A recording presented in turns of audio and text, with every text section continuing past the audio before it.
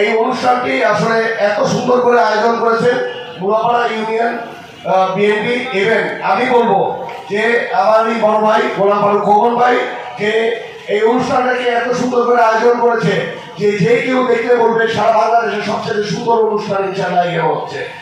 মানুষ কতদিন বাঁচে সেটা বড় জিনিস না, বেঁচে কি করে এটা হলো সবচেয়ে বড় জিনিস। শহীদ রাষ্ট্রপতি জিয়াউর রহমান সাহেব মাত্র 45 বছর বেঁচেছে। বেঁচে উনি কি না করেছে আপনারা চিন্তা করে দেখেন। এই দেশের স্বাধীনতার জন্য প্রথম স্বাধীনতার ঘোষণাটা আমাদের রাষ্ট্রপতি জিয়াউর রহমান সাহেব দিয়েছে।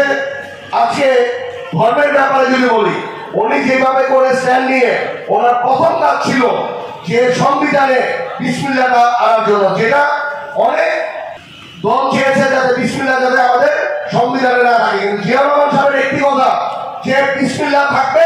এবার এখনো সংবিধানের প্রথম আমরা বিসমিল্লাহ দিয়ে শুরু করি, এর জন্য আমরা সবাই আলহামদুলিল্লাহ বলি।